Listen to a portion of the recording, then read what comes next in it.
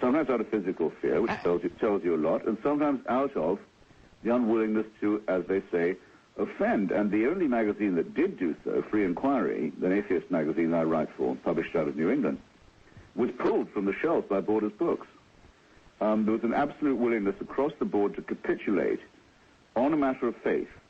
And there's no question in my mind that if those terrorists had not been invoking religion for their murder campaign against Denmark, there would have been a much greater resistance to it. It is precisely the religiosity of our society and our institutions that disables us in confronting what you and I agree is an absolutely implacable and vicious foe. But do you credit at all? The president himself says Islam is a religion of peace. Oh, right. Okay. You and I can agree that these statements are the very height of folly.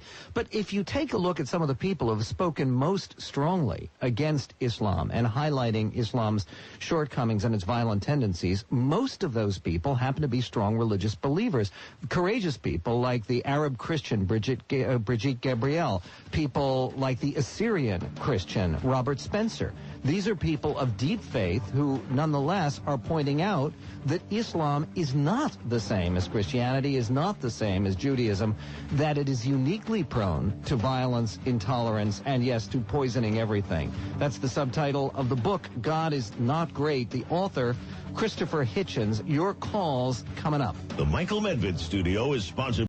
34 minutes past the hour on the Michael Medved Show, America's #1 show on politics and pop culture, joined by Christopher Hitchens, author of God is Not Great, a best-selling book, the subtitle, How Religions Poisons Everything. Before we move on, Christopher, let me just revisit this point one more time. You say how religion poisons everything. Will you acknowledge that at this moment in human history, religions poison things to a different extent depending upon the religion, and that Islam at the moment poisons everything considerably more damagingly than Christianity or Judaism? Oh, look, I mean, I take in general the Bertrand Russell view that all religions are equally false and equally untrue, and they're all based on the surrender of reason to faith, so they all propose the same danger. But of course I wouldn't be so fatuous as to say that a Quaker is the same as a member of the Mahdi army or the Hezbollah. No. In fact, religions often seem to me to take it in turns. I mean, for example, there was a time, as you know, when it was much safer to be a Jew if you moved from Christian Catholic Europe to Muslim Turkey. You were more likely to get civilized treatment, not emancipation or anything like that, or equality, but much less likely to be persecuted if you moved to Bosnia or Egypt or Morocco or Istanbul than if you had the nerve to stay in Spain or Portugal or France. Okay, will you concede? I mean, there was a time when I certainly think the Catholic Church was the most menacing, the most intolerant, the most fanatical. Islam, as I say in my book, and I have a long chapter on this, is a stupid plagiarism of the worst elements of Judaism and Christianity. It takes the terrible story of Abraham offering his son.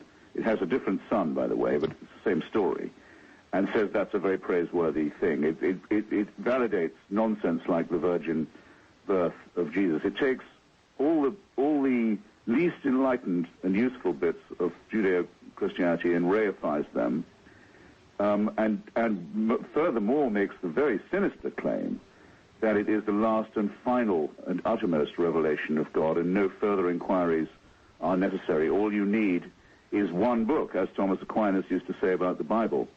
So though it reminds me very much of its horrible predecessors, it is at present by far the most disordered and fanatical of the faiths. And it's having a murderous civil war even among its own believers. Yes, of course. Pitilessly destroying each other's mosques and killing each other's adherents to prove their love for Allah. 1-800-955-1776 is our phone number with Christopher Hitchens. He is the author of God is Not Great. You will concede that it's sometimes a very dangerous place to be outside a mosque when Friday midday prayers conclude. Do you feel the same kind of danger or threat level standing outside, say, Any synagogue or church you can name right now? Well, I've certainly felt extremely menaced by the religious settlers in Hebron, where I've been a few times, and other such places. Yes, it's not very nice to see thuggish, young, hardly shaven yeshiva students slinging automatic weapons. And yeah, but wait. Did you feel personally menaced by them? Praising the revolting Dr. Baruch Goldstein. But aside from that, I have to say, I've generally been able to go past a shul without actually having to watch my back. Right. And by any church that you could mention in the United States or elsewhere? In the United States, yes, but that would be true of most mosques in the United States, I must add. All right, that's fair enough. 1-800-955-1776 is our phone number. Would you, in terms of the reactions to your book so far, you've been quoted elsewhere as saying that you have been surprised at the generally genial response, even from religious believers, to a book that takes on Christianity and Judaism and Islam in a very harsh way.